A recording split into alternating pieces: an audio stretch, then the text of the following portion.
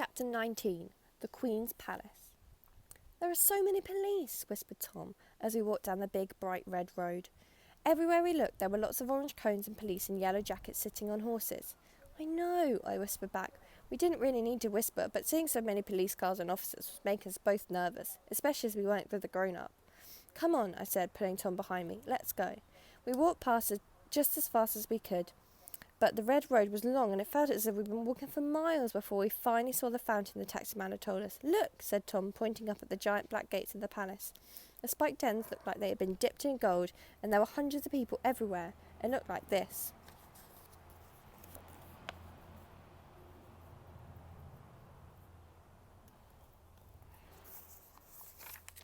"There must be something happening," I said, looking around. "I don't remember it being this busy when I came with Mum." The road ahead of us was filled with hundreds of people, lots of them with cameras around their necks. One were talking and waving to the policemen, others were climbing the giant fountain and sitting on its short walls, and yet more were leaning against the grey barriers that had been placed along the sides of the pavements. There were people with large cameras resting on their shoulders, looking like they were getting ready to film something, and huge helicopters that looked like giant dragonflies humming in the sky above and making the air shake. "Maybe someone special's coming to visit," suggested Tom. "Let's go over there and find out," I said, pointing to the two biggest gates that lay in front of the palace. Each gate had a golden crest that was almost as big as me stuck on them, and showed two lions dancing in front of some large spiky leaves. Two police officers dressed in all black with large stars in the middle of their helmets were sitting on horses in front of the gates, silently reserving the crowns. "Those are Queen's police?" asked Tom, pointing to them. "Should we go and ask them if we can see her?" I shook my head. "The Queen's extra special police are the ones in the red jackets with giant hats. They're the guards at the palace, so we have to ask one of them. Come on, I'll show you."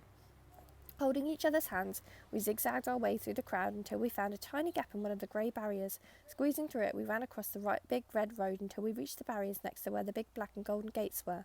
Trying to say "excuse me" and "sorry" as we pushed our way past the crowds was hard work, but after a few minutes we finally reached the palace gates. "See," I said, pointing through the railings. "Those are the special guards. We need to get near one of them." Tom pushed his face through two of the railings and stared at the palace guards. You can tell right away they're more special than the normal police, because they wear bright red coats with extra shiny buttons, and they have coins on their chests, and huge hairy hats that cover half their eyes. They also carry extra pointy guns and stand as still as statues inside special tiny black houses. The palace guards both suddenly said "Huh!" and marched across the front of the palace like toy soldiers. "Why do they say "Huh?" asked Tom, watching his mouth open. "Because they're swapping huts," I said, remembering what my mum had told me when I asked her the same question. "Oh, cool," said Tom. "So what do we do now? How do we get them our note for the Queen?" "I don't know," I said, realising that I must have remembered things wrong. When I come with Mum, I was sure the guards had been standing much closer to the front gates. Now they were so far away we couldn't even send them a note by airmail, even if we could make it into a proper paper aeroplane that could fly straight. I was wondering what we should do when, in the distance, a bell chimed 11 times. When it had finished, a man in a bright blue tracksuit top standing next to us shouted, "They're going to start any minute now. Time to get your cameras ready." A large group of people standing in front of us quickly got out their cameras, and everywhere I looked, hundreds of people began doing the same thing. Then, suddenly, everyone fell quiet. I looked back through the gates towards the palace. Both of the palace guards were standing extra still, and like a sweet wrapper being crunched together every few seconds, we heard the distant sound of marching. "Look!" cried out Tom, clinging onto the gates for a better view. He pointed towards the water fountain where, from far away, little dots of red and black and gold were marching and playing trumpets and drums. "Let's go to the front," I whispered, saying "sorry" and "excuse me, please." We pushed our way back to the front near the grey barriers. "Look, over there," said Tom, prodding me as he pointed to where the two large palace gates stood closed. "There's none of these barriers on the pavements there. See? We might be able to reach the guards better from there." I leaned forward just as far as I could and looked more closely. Tom was right. There were no barriers on that part of the pavement at all, which meant anyone standing there could easily pass a note to one of the guards as they marched into the palace. "You're right. Let's get closer." But before we could push our way along the barriers to the corner of the pavement where there were none, we heard a police officer shout, "Everyone, stand back, stand back. The gates will now open." As the crowd surged forwards and forced us to press up against the barriers, we saw the large gold-crusted gates begin to swing open from the inside. The palace courtyard was now filled with lots of palace guards who had silently joined the two who had seen before and were all standing still. "Whoa, that's awesome," cried Tom, his eyes wide and his cheeks pink as he pointed back up the main road towards the fountain. What had seemed like tiny flashes of red and gold and black from the distance had now transformed into hundreds of tall soldiers marching in time as drums and trumpets filled the air, led by a man dressed in a shimmering golden jacket who was carrying a stick propped by a diamond that was as big as a doorknob. They all marched towards the gates with a rush of energy that made the ground shudder. I opened my mouth, but nothing came out. I'd never ever seen anything like this in real life before. 10, hut! Shouted one from behind the palace gates. All the soldiers immediately stamped the ground with 1 foot and swiveled around on their extra shiny black boots to face the open gates. The man in the gold coat, said Tom, poking me in the arm. He must be extra special. Let's give him the note. But look, they're going in now. Everyone around us flashed their cameras as the man in the golden coat and the palace guards behind him marched closer and closer to the palace gates. The other guards waiting in the palace courtyard suddenly began to march on the spot, before beginning to march out the gate. Oh, I get it, exclaimed Tom. They're changing over. So those ones are going home, and those behind the man in the gold coat are going to stay with the Queen. But, I turned around, that means the gates are going to be shut as soon as the swap is done, and when they were, we wouldn't have another chance to get our note to the Queen. Tom looked at me with his mouth open, and I looked back at him with my mouth open, and I could tell we had both thought the exact same thought as each other. Feeling my hands start to shake, I pulled the note out of my coat and held it out. We had to do it. We had to. It wasn't every day that you got to go to the Queen's palace and see her special guards up so close. But even though I tried to make my voice come out, it stayed stuck in my throat. Those are huge, said Tom, looking at the guns the soldiers were holding over their shoulders. I was looking at them too. They were long and had extra pointy ends that suddenly looked more sharp and shiny, and much pointier than they had done just a few minutes ago. The man in the golden jacket and all the palace guards behind him were now beginning to march past us. Just a few seconds they would be entering through the gates, and when they did and those gates were closed, there would be no chance of telling the Queen about Armit, and it would be all my fault. I clutched the note tightly. I could feel my heart thumping in my throat, my fingers beginning to sweat, and then, somehow, I began to move. I think when you're the most scared you've ever been in your life and have to do something you've never ever done before, your brain switches off and your arms and legs do all the thinking for you, which is why you feel as if you're moving underwater. That's what happened the moment I began running. I felt as though I was running underwater and if someone else was doing everything for me, when, of course, they weren't. It was all me. I felt myself clambering over the barriers in front of me and slowly running out onto the red road. I could feel people's eyes turning to watch me and a sudden breeze on my face. From underneath my feet, I could feel the surprisingly bouncy surface of the road as if it was a soft red carpet, and in my hands I could feel the rough edges of the note. All around me, the sound of drums and trumpets and the crunching of boots faded away, and then suddenly I was there, standing behind the last row of the Queen's special guards as they were walking into the palace.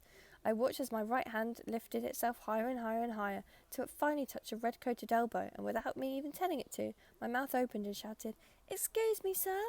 And that's when everything went funny, because suddenly the world sped back up, and there were people gasping and cameras flashing and hooves thundering and helicopters helicoptering, and before I knew what was happening, a looming tower of policemen with extra shiny stars on their helmets surrounded me, blocking out the sky. Everything started to fade away into a sea of black. I felt my legs wobble like a big plate of runny jelly, and crashing in my ears began to roar as the ground rushed up to meet me.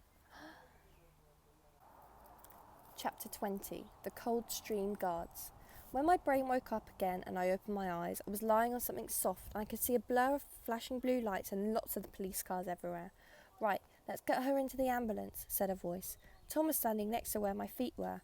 He was crying and saying "friend" a lot to a London police officer, but standing behind him were two of the Queen's special guards. Forgetting that I'd been frightened, I sat up and cried out, "Please!" And realising the note was still in my hand, but all scrunched up now, I held it out to them and said, "Please, you have to give this to the Queen." The London police officer who had been talking to Tom walked up to me. "Now, you just calm down and take it easy. You did a dangerous thing today. These are trained combat officers," she said, pointing at the Queen's special guards. "They're trained to stop anyone from attempting to hurt the Queen." But we didn't want to hurt the Queen," sobbed Tom, his face red and wet. "We know that now, son, but we can't be too careful, can we?" said the officer, his voice not as strict as it was before. One of the Queen's special guards came over to me. "Let's have a look at this then, shall we?" he said, gently holding out his hand. I handed it to him and watched his face as he read it. Sometimes people won't tell you what they're really thinking, so you have to watch their face extra hard and see if they can give any clues away. I didn't expect a special guard to do anything with his face, especially not one who worked for the Queen. But this one chuckled and then handed it over to the special guard standing next to him and who had more medals on his chest. He smiled too. Don't know why, because it wasn't meant to be funny. This is what the note said.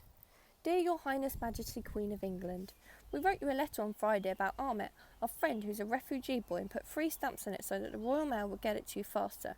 We've come to see you today because it's Wednesday already and we thought the Royal Mail might have lost the letter, and as the gates are closing on Friday, it means we haven't got much time to find Ahmet's family and bring them here so that they can all live together. We're outside the gates now. Tom's got brown hair and I've got dark brown hair, and we're in our school uniforms, which are dark blue and grey with pictures of a ship and a book on it so that you can see us easily. We can't stay later than 1:30 because if we don't get at home time, then our mums and Tom's dad and Josie and Michael will worry. Please let us come and see you as soon as you finish your breakfast. Yours sincerely, me and Tom. P.S. We've got extra tea bags for tea. Hoping to have tea with the Queen there, were you? Asked the second special guard as he shook his head. Here, take a look at this, he said, passing a note to a police officer who was standing opposite. She read it and said, well, you don't see notes like that every day. A paramedic woman in a dark green onesie looked at the note too. Oh, sweet, she said. Then she made me lie down again and started pushing the bed onto an ambulance. But I don't want to go to hospital. Please, no, I shouted, starting to feel scared. I don't like hospitals. The last time I saw Dad was when he was in a hospital, and I made a promise to myself that I would never ever see one again, not ever. Don't worry, we won't take you to the hospital unless we need you, darling. But I need to check you're okay and that you don't have a concussion, said the paramedic calmly. She had long black hair that was tied into a ponytail and large brown eyes and an upside-down watch on her chest. Just lie here quietly for me for a few minutes, and we'll have you out and about in no time, she added, giving me a wink. The wink in her nice voice made me feel a little better, so I did what she said. After she pushed me onto the ambulance, the paramedic told me her name was Devinda, and asked me all sorts of things, like how I was feeling and if I had a headache, and who Ahmet was, and about my mum and dad. I told her about my dad, and she said she was sorry. She held my wrist and checked my pulse and put a thermometer in my mouth, and then said, I just need to check your heartbeat. When she pulled up my school jumper, she stopped. Nice top, she said, her mouth suddenly looking as if it was tickling her. I looked down at myself and suddenly remembered that we had put on our best outfits for the Queen. It's my best top, I said, touching the shirt dotted with sparkling silver stars and golden planets. For when we saw the Queen, I explained. Ah, grinned paramedic Devinda as she opened the top 3 buttons and put a silver cold disc on my chest. And I take a deep breath in and out. After listening for a moment, she nodded and said, You look and sound absolutely fine to me. Ready to go? I nodded.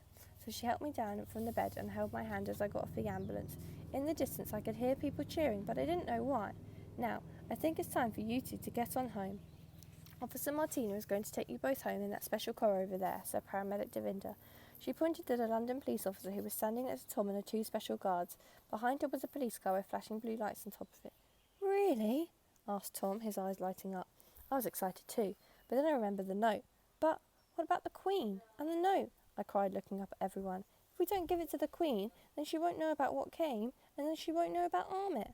Officer Martina smiled. Oh, I think she'll know you came all right, she said. The special guard wearing the most medals walked over to me and bent down so his face was at the same level as mine. He had bright blue eyes and a large dimple in his cheek, just like Dad used to have. Only Dad had them in both cheeks, not just one. Her Majesty isn't here today, he said. She's actually in her other castle in Windsor. The Queen's got another castle? Asked Tom, looking horrified. Don't worry, I'll make sure she knows you were both here and that she gets this. The special guard held up the note. All right, promise? I asked, suddenly feeling happy again. Like, really, really promise? You'll have my word, he nodded, and a Coldstream Guard never breaks their word. What's a Coldstream Guard? I asked immediately, imagining lots of them driving into freezing cold streams with their hats on. A Coldstream Guard is what we are, he replied, standing back up straight. I'm Lieutenant Chris Taylor, and standing next to your friend Tom there is Second Lieutenant Walter Kungu. I looked over at the other guard, who was now giving us a salute. We're part of a very special force that protects both the Queen's houses and the country. Can you give her our presents too, then? Asked Tom. Presents? Asked Officer Martina. Yeah, we got them for the Queen, explained Tom, pulling out the half-eaten packet of biscuits, the ruler, the packet of football stickers, and the squash box of fudge from her rucksack. I'm afraid we can't take those, grinned Lieutenant Kungu, but we'll let her know about them when we give Her Majesty your note. Oh, okay, Tom shrugged, stuffing everything back into my bag. Now, kids, time to get you home, said Officer Martina. We've spoken to your school and your parents and told them what had happened. Oh, no, said Tom, twisting his hands. We're going to be in so much trouble. I nodded miserably.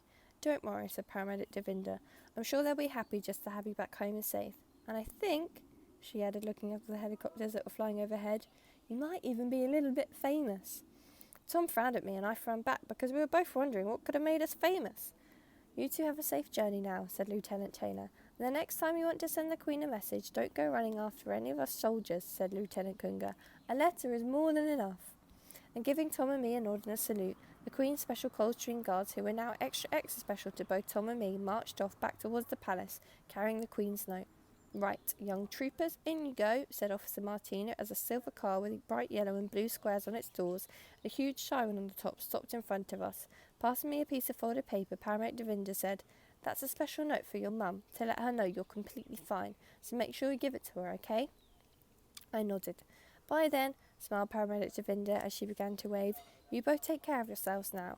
Getting into the back seat of the police car, we waved back. Lots of people also began cheering and waving at us from all the other palace walls. So we waved back at them too, even though we didn't really know why. Tom got out a biscuit and I started eating it. I took one too, but even though I was hungry I couldn't eat it. My stomach felt all jumpy and twisty inside, and the closer we got to home, the more jumpy and twisty it became.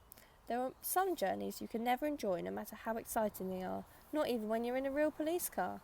Because at the end of it, you know you'll be getting at least 100 detentions and probably won't be allowed any pocket money or chocolate for 10 years. But it was okay, because even not being able to have any chocolate ever again would be worth it if the Queen could help Ahmet find his mum and dad.